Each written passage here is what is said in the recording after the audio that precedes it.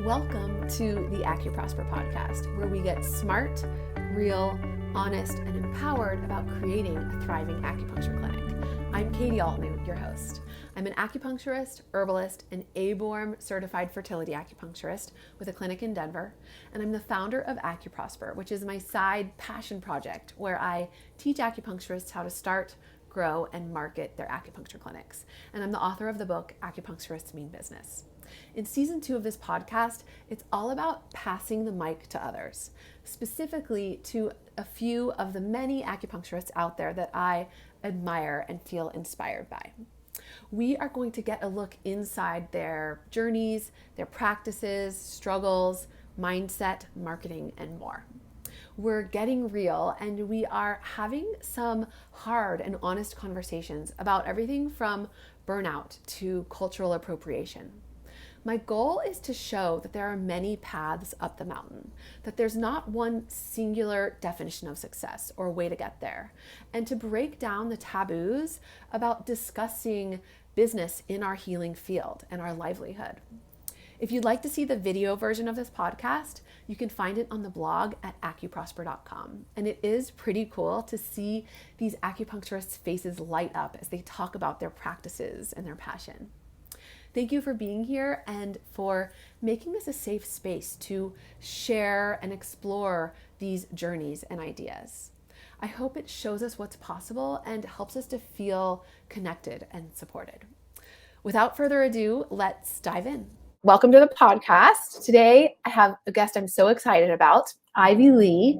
She's an acupuncturist in Oakland. She is the acupuncturist behind Luminae Wellness. And she also has a line of oils and products and herbs too that she creates. And I discovered Ivy on Instagram in the past year, I think last summer, when she taught a course about cultural appropriation.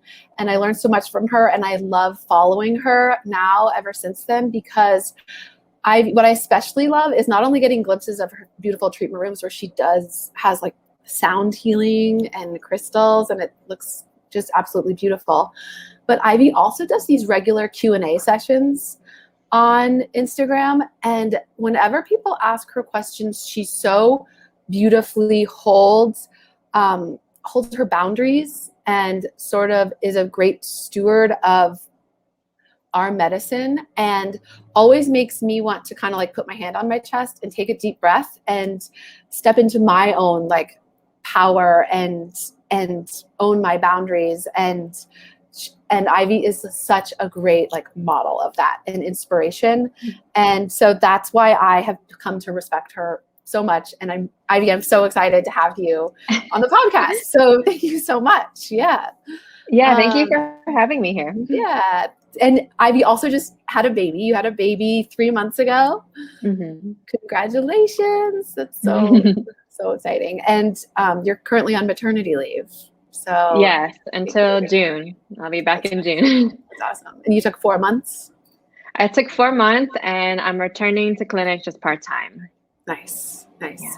And you can like feel that out, and it can change with you, right? As you. Yeah. I mean, that's the beauty of being a practitioner and having your own business, that there's the flexibility of when you want to work. And with kids, it's a real benefit because you can really adjust your work schedule to how the baby's growing, what the kids' hours are. I think it's beautiful to be a practicing mom. Absolutely. It's such a wonderful part of what we do. Yeah. I came back also part-time after having kids, and it's great. Do you have other people working with you in your space? I don't. My practice is just me. For now, we'll see what's in store for the future. But I really wanted to have my practice just be me to begin with, so I could really solidify my style and what I put out there, because it's very different than what a lot of other acupuncturists do.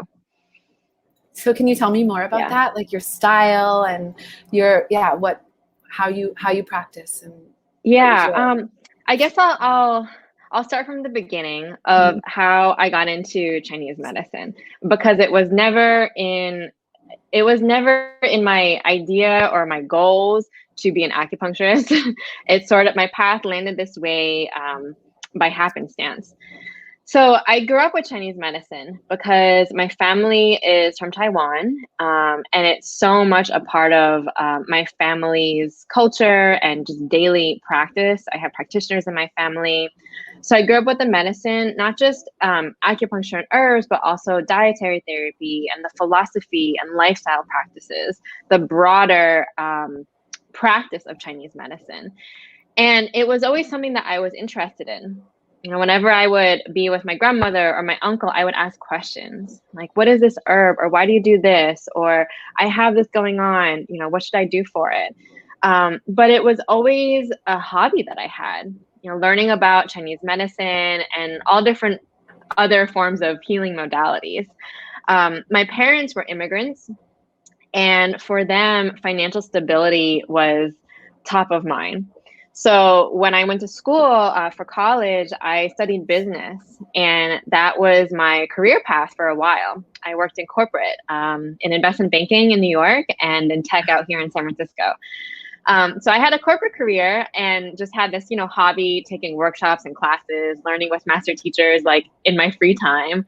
And I never had considered it to be like a line of work until over time, I was under tremendous stress from working 60 plus hours in corporate. And to heal that, I really had to return back to these practices that I knew from my family, from Chinese medicine. And I saw how valuable they were. And over time, like I would have colleagues and friends start to ask me and have this curiosity about, you know, ways they could apply it to their life as well. And with time, I realized that I just had a gift for healing. And I felt that it was really necessary to share this with my community. So I quit my corporate job, and my parents, a lot of people thought I was crazy. But I left that and, you know, got my master's degree and started my practice.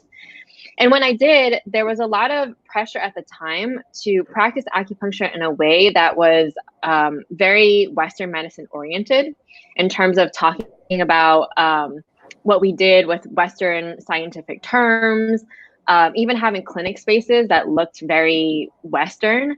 And it didn't resonate with me because it wasn't how I experienced acupuncture growing up, you know, from a lot of Asian acupuncturists who don't even speak English.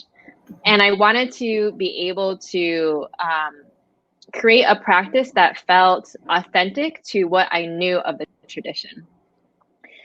So part of the beauty of having your own practice is you can do whatever you want. So because I learned different modalities, I wanted to bring that into my practice. I was trained as a musician from when I was very young, and I'm also Buddhist. So grew up with a lot of like mantra with sound bowls. So that interweaves into my practice. And I also work with different stone medicine with crystals. I work with essential oils, with incense. And the reason why I work with different tools is because I really believe that when you change your portals of perception, so when you open up your senses, your sight, your smell, what you hear, you know, what you taste, then you have a new experience of life, and you can have a different and healthier experience of life. So this is why I say that I create a multi-sensory healing experience in my treatments. So I had this vision of doing it. And I also wanted to be able to educate people, because so much of the root philosophy of Chinese medicine is that we don't just treat the symptoms or the condition. We don't only address when someone is sick, but a big part of the medicine is that preventative wellness. It's how do you take care of yourself day to day, season to season, year to year, to prevent the symptoms and condition. Mm-hmm. And I think a lot of that requires education, especially for our patients here in the US who might have a very different lifestyle. So I knew I wanted to work with no more than 1 or 2 people at one time, instead of seeing like 4 people an hour, like I have in other clinics. So just thinking about, how to create a practice that really resonates with my style and what I want to share with people. So when my clients come in now, they don't ask about Western scientific research studies proving that it works. They're the clients who are looking to learn about a tradition and perhaps connect with their cultural roots, whether they're Asian or not. Because I find that a lot of my clients who aren't even Asian have had similar experiences of health and healing from my grandmother, because all these practices were based in nature. So I have clients that are really interested in learning more about what they can do day to day. What are the small or large changes that they can make in their diet, in their thought patterns, in their perspective, so that they can cultivate more health. So my practice is, you can say, this mix of things that is really genuinely an extension of me. It's all these elements that I've pulled together to create a unique experience. And when people often ask me why I decided to be an acupuncturist, and I say that it was not my decision. It was more that was how life guided me. And I think that having that heart alignment is really key when creating your practice, because that is what's going to resonate with people. People will feel you instead of what you're trying to be. And I think that when you have your own definition of success, when you have your own understanding of what makes you happy, when you have a clarity about what your purpose is, then that all comes out in your practice and is going to be felt by people. Yes, that's so beautiful. So well said. That alignment with yourself and that clarity, letting that come through, letting your true self come through is so important. I love that, how you said that. So did it evolve, or you said you had a vision for it? You knew what you wanted to create from the beginning, or has it also kind of evolved over time? Yeah, it's definitely been a process. When I first started out, I had a lot of insecurity because it was different from what other acupuncturists I knew were doing. When I just started out of school, I was, unsure of how to create a business. I think working in corporate is one thing, and running a small business is another. So I was sort of learning how to do that, and building up that confidence that people would really value what I had to offer. And it took some time. And I'm so grateful for the patients that I had early on, because they helped to reflect to me the things that I didn't believe in yet in myself. And I think that, sometimes people think that you have to have 15 years of experience or feel like you're an expert on something in order to be successful or have something to offer. But I don't think that's true. I think that there's never going to be a time where you know everything. There's always something to learn. And that aspect of humility is what I really have taken away from my mentors, that even after decades of practice, there's still more to learn. So even, just starting out of school, there's a lot more years to go and much more to learn, but you already know so much. And that there's so much that you can offer to someone. If someone comes to you, if someone comes through your clinic doors, there's a reason why they're there, and having trust in that. I find that the emphasis in our field is often about what acupuncture points to use or what herbal formula to use. And of course, that is very important, but the ability to really see someone and listen and understand what is going on for them is also very, very important. And I think that's a skill that isn't emphasized enough because it'll impact your treatment so much. Absolutely. Yeah. You just said so much there. I want to slow it down and go back. So I love that you shared that you also felt some insecurity in the beginning. I'm surprised to hear that, because I sense so much a a knowingness of who you are now coming from you, you know, and like a confidence and this like almost like this regal queen like presence and knowing is how I experience you. And I love knowing that in the beginning you felt some like insecurity about doing it. And it's funny, I've recorded 4 podcasts now, and the first 2 people in my list of questions, I asked them, did you feel the imposter syndrome? Did you feel insecurity? And they said they didn't feel the imposter syndrome. And I was like, I'm going to stop asking people that, because apparently I'm the only one who felt like doubt and insecurity. But now, and so I decided I wasn't going to ask you, and here you are saying that. And I think it means a lot to me, and I think it will mean a lot to a lot of other acupuncturists starting out, because a lot of people feel that, I think, right? Yeah. And, you know, I think that I'm very honest with things. And personally, I feel that whenever I am growing, whenever I'm stepping into the next level of myself or doing something new that I've never done before, there's an aspect of insecurity or lack of confidence or fear there. And I think that's just part of growing and challenging yourself. You know, I would even say that if that's not there, maybe you're not challenging yourself enough, or that there is too much, I guess, ego and not enough humility, which can be dangerous at times. You know, I think that having insecurities or fear is not a bad thing or a negative thing. And this is sort of like breaking down, I guess, the current paradigm where it's not okay to be vulnerable, especially as women. We're really shifting that and embracing the totality of the human experience.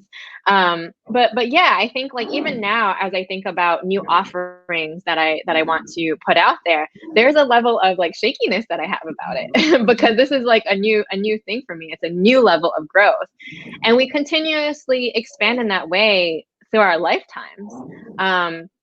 So, you know, I tell people to not let that stop you. You know, it's okay to have those emotions, and it's part of the process. And as you put one step in front of the other, then you'll learn from it. You know, I think so much of our practice is almost a reflection of ourselves as well. So it's like, how can we see this as an opportunity to learn, you know, an opportunity to up level. Yeah. Right. I find that, you know, having that feeling of unsureness or, you know, insecurity, of fear, of lack of confidence has been really valuable because it's allowed me to be careful. It's allowed me to be really thoughtful and mindful as I proceed forward. And so it served to my benefit in that way. And I think that's why when people come to my practice or my sessions, they notice that like all the small details are thought out and very particular. You know, there's nothing that is haphazard about what I do. Like I'm very mindful about everything. And it's that quality of fear that, you know, in Chinese medicine, we know helps us to be cautious, to feel into the right timing for things and to tap into the deeper wisdom. That's beautiful. I love that. I wonder if, the people who said they didn't feel that, they just maybe felt it, but just it was easier for them to move past the fear. And I don't know, somehow, because I do think that everyone feels a sense of that humility and insecurity when they're growing. And I love how you're saying it helps you bring a level of intentionality to what you're doing, that reflect, like pausing and reflecting and bringing that level of intentionality. Yeah. And so, you know, I hope that people, you know, people often see the end result, right? Someone who's confident, someone who's successful and thriving. And I think it's really valuable to know there's a whole journey, and it's okay to be in the process of it. And also I think, you know, there's a lot of talk about mindset, but I see it can hold people back if they're waiting to take action until they don't feel the fear, because it's like you feel the fear and insecurity is just part of the growth, right? So we have to move on in spite of it, not wait till it's gone to like move? Does that make sense to you? I'll share something that really helped me. When I first started my practice, I created something called a hype folder. So whenever clients said really positive things or wrote a great review or sent me an email saying like, oh my goodness, I got pregnant, whenever clients shared really good news with me or a good reflection, I would save that in a folder for the moments where I was doubting myself, like, what do I really know? Am I really good at this? Right? I would save that in a folder to remind myself that there is so much that I have to offer. I love that. Yeah. It's beautiful to be like, I am changing lives. Like this is, I should keep going. That's a good advice. So did you graduate from school and start your own practice right off the bat? Yeah, I was pretty clear about the vision that I had. So I started my own practice right away. Now that I'm reflecting on it, I think another element of why I was so mindful is because I know amazing Chinese medicine practitioners. So in a way to be on the path of filling their shoes, felt like I had, just huge shoes to fill.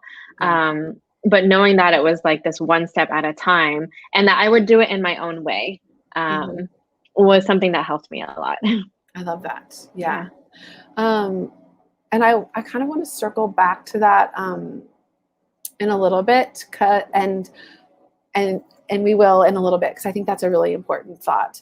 But first, I want to just get a little better feel for your practice before we move on to those conversations. So you treat one patient an hour, one patient at a time?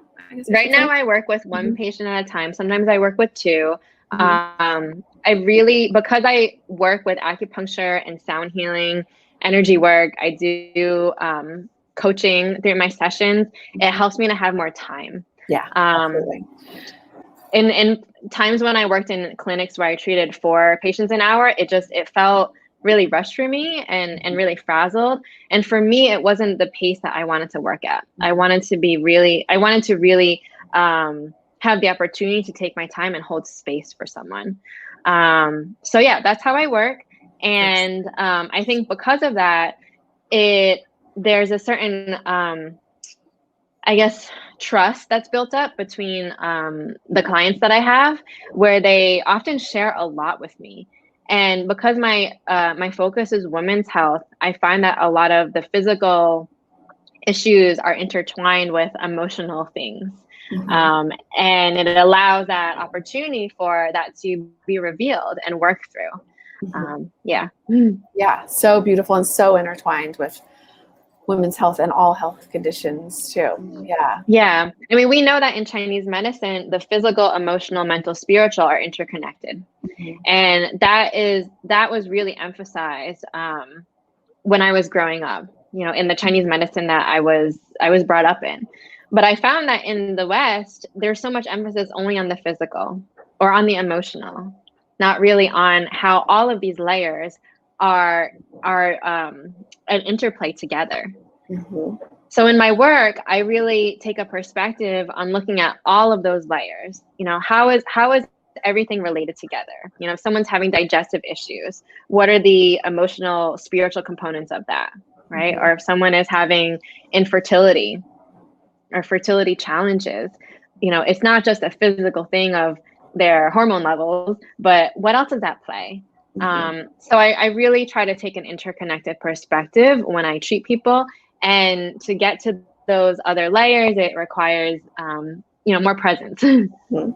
So when you're talking about the emotional layers, are you thinking of how do you go about treating it? Is it like, oh, there's worry, so we're going to really work on the spleen, or there's like tightly controlling issues, so we're going to work on that element, or do you talk it through with them like verbally and do more like education and coaching, all of the above? Like how do you think about it? Yeah, definitely the Chinese medicine associations it's a really helpful framework to think about it. I don't tend to be limited by it, but it's definitely something that I draw upon. I'm very intuitive. I have extrasensory abilities, so that often comes into play when I work with people. Yeah. Amazing. Cool. Yeah. Well, it sounds like you have a beautiful practice, and your treatments sound absolutely incredible. And so how was it taking a maternity leave? How did that go? Was it hard to like arrange from a business perspective, an emotional perspective, taking time off from like what you love to do? How has it been? It's definitely challenging to figure out maternity leave. I wish I could say that it's easier, but it is challenging. I think because being a Chinese medicine practitioner, I know how important the postpartum time is. I was sure that I was going to do it. And I made sure that my clients had care from colleagues and trusted friends, so that they can keep with their treatments, and sort of a knowing that it would all work out.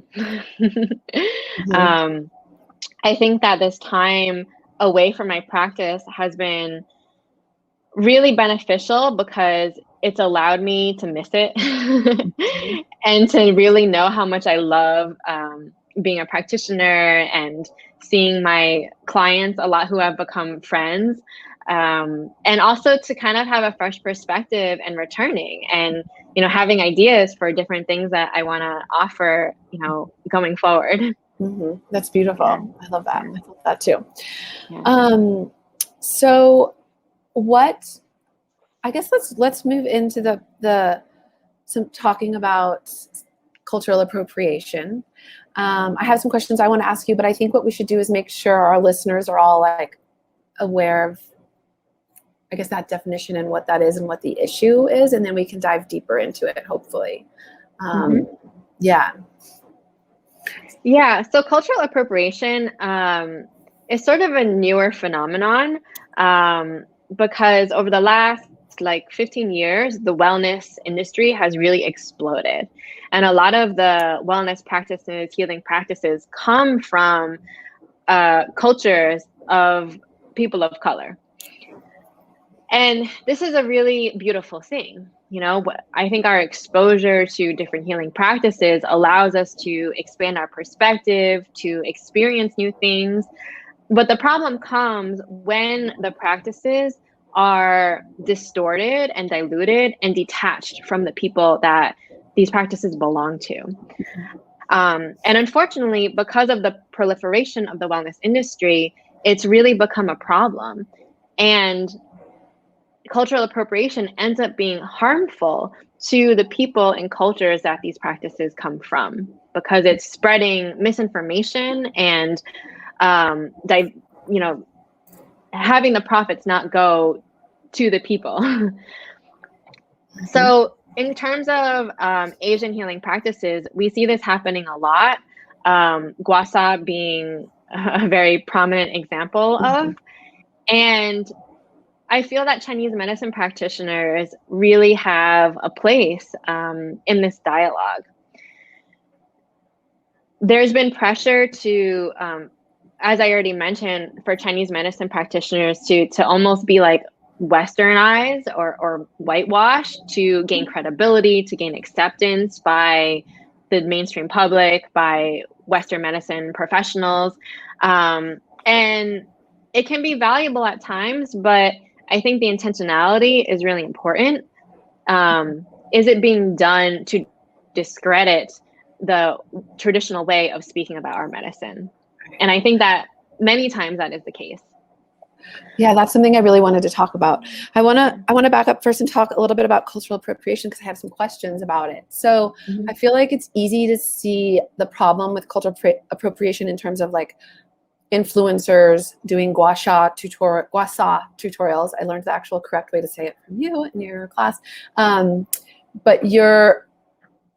it's easy to see how, if they're not giving credit where credit is due, that it comes from Asian cultures, that it's not just like this new thing. It's easy to see that as a problem. And so then I think it's easy for acupuncturists to say, oh, good, well, then I'm not part of the problem because I have training right? And I am giving credit where credit is due, but I feel unsure about that, as like that might be an oversimplification, and that there is still more we should do to be better stewards of not just gua sha, but our medicine, right? Mm-hmm. Not just because we went to 4 years of graduate school, does that really, I don't know, entitle us and to be, I don't know, is that enough, right? To not be culturally appropriating, I guess, is the question. And how can we do it better? Yeah, that's a good question. I think that it requires learning about the culture. And essentially when we're learning practices from different places, understanding the culture and the people, their way of life, their perspective on health of the body, their connection to nature, enables someone to better understand the practice. So we go through these 4 years of school, but that is just a foundation. And Chinese medicine, this is a reason why a lot of us are so drawn to it, is that it's really this lifetime of learning, of deepening in knowledge of our medicine, but also the culture, the language that it comes from. Mm-hmm. For me, like, I've lived all over the world. And so I have this understanding of how valuable it is to really immerse in the culture, the language, and to connect with the people to understand the healing practices. Mm-hmm. And I hope that people keep this in mind when learning Chinese medicine, because it is rooted in a particular culture. Right. And of course, there's branches of it, throughout Asia, but it's rooted in these traditions and traditional ways of life. And I hope that, we have the confidence to share that when we're sharing about our practices, when we're sharing about the medicine. Sometimes I see people defaulting to what they see social media influencers say, or what the Western scientific research articles say. So instead, how can we feel more confident as Chinese medicine practitioners and keepers of this lineage? Mm-hmm. Yeah. So I want to talk more about that. And you mentioned it before, how like explaining Chinese medicine from a Western standpoint, right? Like always trying to like prove it with a study or explain it in the Western vocabulary. And yeah, like that. I mean, I feel like that might be really problematic, and it makes me really, I've been thinking about this a lot this year, because I, as a business teacher, right, I teach the business class at CSTCM, and I have for years. I tell people, when you're marketing, try to use the language that people use themselves, right? And I'm like, oh no, like that might be come from an unaware kind of racist bias of, which is problematic.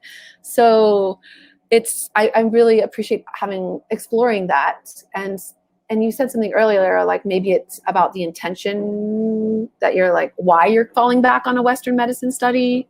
And what I think the problem with it is it centers Western medicine as the I don't know what the word is, like the primary only way of thinking, and it otherizes, is that a word?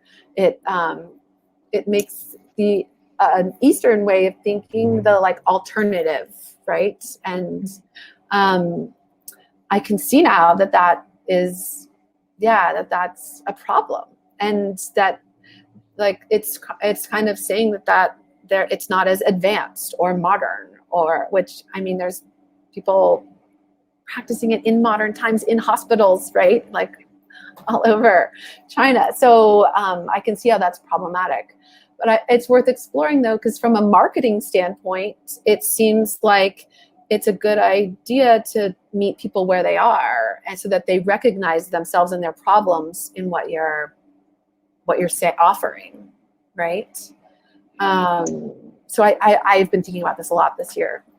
Yeah. I think it's always a valuable exercise to reflect on why we do what we do, because so often we go into these automatic programs that we have from our upbringing, from our society. And so when we take a moment and we reflect, why am I doing it this way? Is there another way to do it? Or do I want to continue doing it this way? That is always a valuable exercise. I think that it can be really valuable to find language that can connect people who need your services. Something that I really like about Chinese medicine is that it's so expansive, especially in this aspect that I mentioned earlier of having the physical, emotional, mental, spiritual are intertwined. You know, like the mind, body, spirit connection is really true in our medicine. And what I see when our medicine is limited to just Western terms is that it's boxed in, right? It's not the true essence and expansiveness of our medicine isn't conveyed in solely Western medicine terms. And I think it's like there's one aspect about how we interface with the public, but I think there's another aspect of practitioners within our own profession, right? Within our own profession, not putting on a pedestal, making our medicine more Western medicine like. And sometimes I sense that happening, especially in like the fertility, women's health world, which is where my specialty is. So how do we really embrace Chinese medicine fully for what it is instead of trying to box it into English words or a Western way of viewing it, right? How do we start to explore where this balance is? Yeah, I like how you say that. Explore where the balance is. Yeah, and because it's something I think it's something I might be doing wrong. I feel like it's a strength of mine to try to translate it into things Western people are familiar with. And now I'm like, oh no, I want to work on, bringing the I don't know, the Chinese medicine language to people. I'll share that in my practice, I do a lot of education. Yeah. And I think this is a reason why the clients who choose to come to me because they like learning about this perspective of health and tuning to the seasons. And so they start to learn to speak in Chinese medicine terms. Like they'll come in and they'll say like, yeah, my liver qi is stagnant, right? Or like, I've got spleen qi deficiency. Like they'll start to learn the language. And it's really not that hard. It's just, it takes a little bit of time to explain. And, sometimes that, what we fear is going to be like confusing or boring to people actually can be really valuable. Yeah. No, I definitely do that in my practice. They become little Chinese medicine practitioners themselves. I think it's the real difficulty, and I think it'd be a total shame to not teach that to them. There'd be such a loss. But the difficulty, I think, comes in the marketing of it, right? I think to bring that language in to people who you don't have a lot of their attention, right? They don't know yet that that you can help them and they should give you their attention. Yeah. I'm glad that you brought up marketing because I get a lot of questions from other acupuncturists or students about marketing. And I actually don't do any marketing. Like all of my clients are all from like word of mouth or people who come across my website or Instagram somehow and are just drawn to it. And I'm really intentional about, like, I made my own website. I run my own Instagram account, and I'm really intentional about it being a reflection of who I am and how I am as a practitioner and how my treatments are. So that people who like that will come, and other people who it's not for them, they'll find another practitioner to go to. I think that the best marketing you can do is to amplify your energy. I think sometimes people get caught up on like, what is the best, I don't know, like marketing script. But that's generic. That's something that like anyone else can write. And probably other people are writing it too because it's deemed as, quote, the best.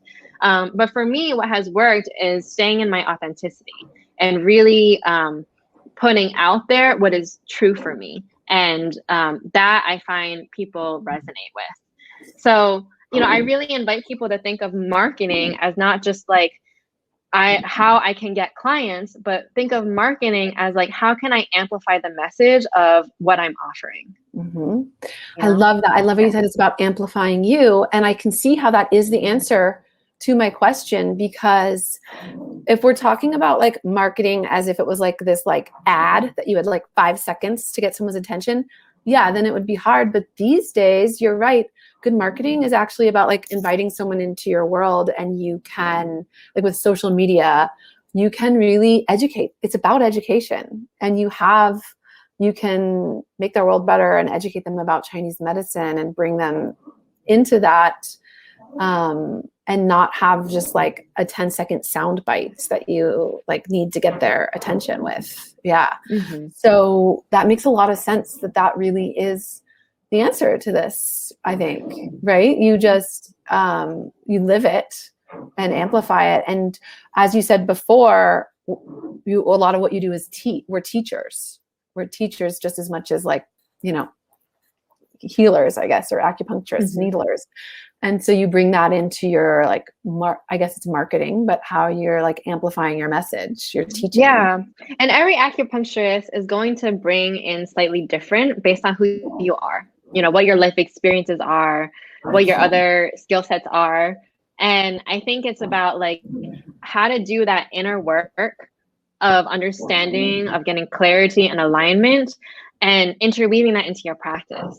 I find that for me, that was really valuable, instead of looking at what other, quote, successful acupuncturists were doing that didn't feel resonant with me. I think it's great to get inspiration from people, but ultimately to do that self-reflection of what feels true to me. I love that. Knowing that that's going to be the most powerful. That, I feel like that is a big part of my philosophy too. Like being yourself with intention and amplifying that. That's like the crux of what I believe too. I love that. So this kind of like circles back to what I mentioned, what we were talking about before with cultural appropriation, because I've seen with some acupuncturists, it's the other extreme, right? It's the need to like Asianize everything because they're a Chinese medicine practitioner. So having decor that they don't know the meaning of, or wearing traditional Asian clothes to their office. I think it's important to be mindful of, what you're displaying and what you're showing. Is that matching your level of connection and understanding to the culture? That's a really good way to say that. Matching your level of understanding and connection to the culture. Yeah, that's a good way to say that. Can we, thank you for sharing that. Can we also talk maybe about the whitewashing of wellness? I just learned a statistic today when doing another podcast interview with Russell that 75 to 80% of acupuncturists in America are white, which I did not know that statistic, and that's a really high percentage. And how we as white practitioners can be better stewards of our medicine, and also, I don't know what the word is, but like better colleagues to our Asian American colleagues too. Yeah. This is a really interesting topic. I think my personal experience is different than what a lot of people have had. A lot of acupuncture students have reached out to me and said that the Asian teachers they had were made fun of for their accents. Or perhaps Asian students that were their classmates were sort of looked down upon because they already had knowledge or already had a connection to the culture. And I think that this comes from a scarcity mindset. And instead, how can we look to deepen our connection and to build connections with the community? Because it goes back to what I was saying before, of that our understanding of the culture, of the language of the people, allows us to be better practitioners and to better understand Chinese medicine. I mean, even for me, like I'm from the culture, I'm Taiwanese, but because I grew up in America, there's still so much for me to learn about the culture and the language. And I feel like there's so much that I need to learn still. So it's like, how do we have that mindset of like, not seeing Asian practitioners as either competition or not being competent because they're not connected with Western medicine, but instead really value their understanding and what they have to bring to our community and our profession. I think that there's a lot that is trying to be pushed forward in our profession regarding shifting the languaging so that the word Oriental, which is racist, is not being used anymore, of getting, just more highlighting of Asian practitioners in leadership positions or on panels. There's a lot that is trying to be done, but unfortunately, oftentimes change has to be supported by people who are in the majority position, who are in the positions of power. So this is where allyship is really important. Yeah, I appreciate you saying that. Yeah, I follow Dr. Tamsin, and I actually signed up for a class. I think she was teaching this past Monday. I haven't watched the recording of it yet, but I love the work that she's doing. And it's interesting because I follow her on Instagram, and she often talks about getting like tone policed and getting shut out by some of these leaders of these schools. And I reflected on it because I don't teach the business class now because I just came back from maternity leave, but I used to teach at the school, right? And so I guess I am a person who should be being vocal about that because I believe in it, right? And I haven't, I think I've not ever felt like I am somebody who has a voice, but I suppose that is the problem. And we all need to realize that we do have a voice and we should speak up. And it's up to us in our field to do that as practitioners, whether you're a teacher or not, practitioners, teachers. And I think she had a petition that she had people sign. And it is a discussion. I'm ABORM certified, and Oriental is in the ABORM name, which is horrifying. And we've been discussing for years how to change it, and they're just slow. It's ridiculous that it's so slow to change. Yeah, and something I would think about is like if there were Asian practitioners leading it, would it still take years to remove a racist word from the organization? Probably not. Right. So there need to be Asian leaders, is what you're saying. Yeah. It's interesting. There's so many Asian teachers at my school. I think they're not asking teachers for their perspective. That's crazy. I appreciate that. So one thing you said that I really liked is just enhancing our connection to it, our connection to the culture and our connection to each other and the people too. That is probably one of the best ways we can go about doing it. I love that. Yeah. Yeah. And I think also recommending when someone asks us to use our voice, also saying you should ask an Asian acupuncturist too, who's in the culture and knows this better than I do. Right. Yeah. I mean, I think that, this past year has really lifted the veil. And, as a collective, we have been really seeing how detrimental racism is in our society. And as individuals, we've really been faced to look at how that has affected us, because it's affected us all, no matter what our background is. And of course, our profession is not exempt from that. It's affected our profession too. So it's not about posting something on Instagram or declaring yourself an ally or putting this hashtag. It's really about taking a hard look at yourself and seeing how have I been complicit in this system of racism, and how can I be better? And having that humbleness to know that it's affected every aspect of our lives, including our work, including our profession. And, my hope is that people do the inner work and apply it to, our field, and that the next generation of acupuncturists can be better, because we really work in a lineage, we're able to practice today because generations of acupuncturists before us that have held the integrity of the tradition and have taught so generously, which makes it available for us today. And so I think about what's it going to be like for the future? What is the next generation of acupuncturists and the ones after that and after that going to be? And right now, it doesn't seem like we're on a good trajectory. So how can we start to shift that, with what we feel is in our power and in our ability to do? That's beautiful. I like that.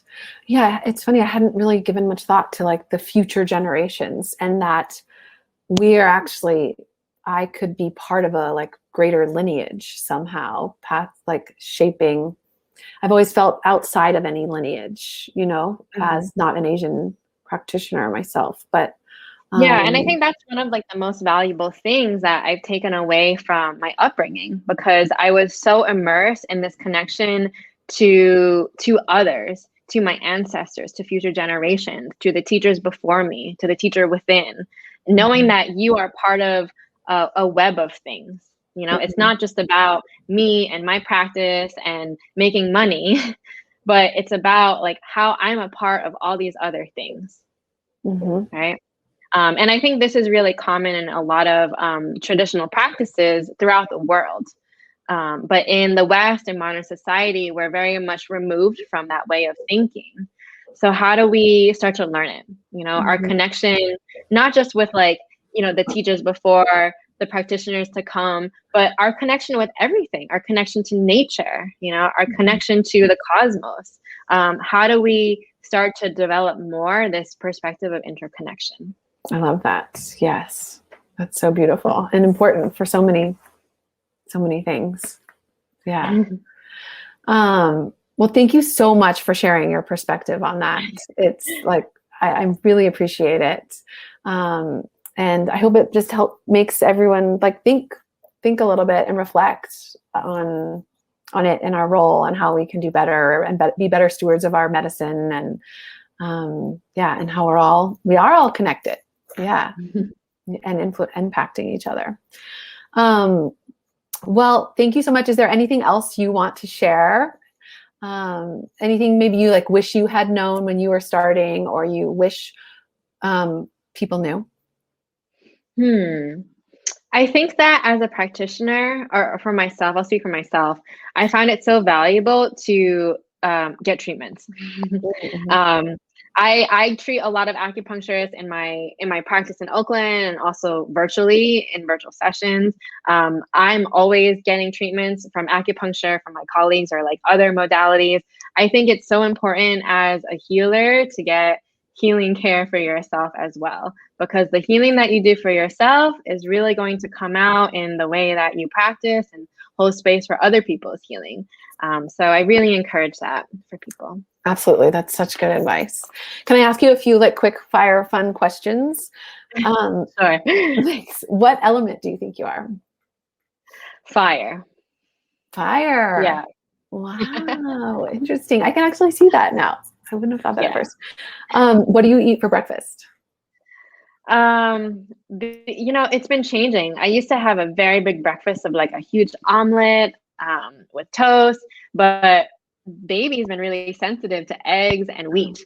So, and I've actually like cured her colic by cutting out foods from my diet. So so these days, but she doesn't anymore. Amazing. Yeah. So these days it's been like smoked salmon with sweet potatoes, some kale. I always have a really hearty breakfast to start my day. Nice. I love hearing acupuncturist breakfast. Last question. Do you have like a TCM hero? My Chinese medicine like role model, or who I aspire to, is my uncle. I remember when I was young, I would visit him, and he sort of lived in a more rural like village area. But I remember there were some days where he would be just returning from the mountains, and he would show me these herbs that he collected. And he had just such a tender like connection with each herb. And he just was someone who was always like warm and smiling, and you would feel better just in his presence. So he is really like who I have in mind when I'm 30, 50 years from now, I hope that I'm like him. I love that. I love how you use the word tender. He had like a tender relationship with each of the herbs. That's really sweet, I think. Well, thank you so much. Will you let people know how they can follow you and find you? Sure. My website is luminaewellness.com. So that's LUMINAE wellness.com. My Instagram's the same, Luminae Wellness. And my email is ivy@luminaewellness.com. So yeah, reach out to me to connect, or if you have questions or something resonated with you or you want a session. I love connecting with other acupuncturists. Thank you. Thank you so much. I hope that as you work to make the world a better place, you also prosper, my friend.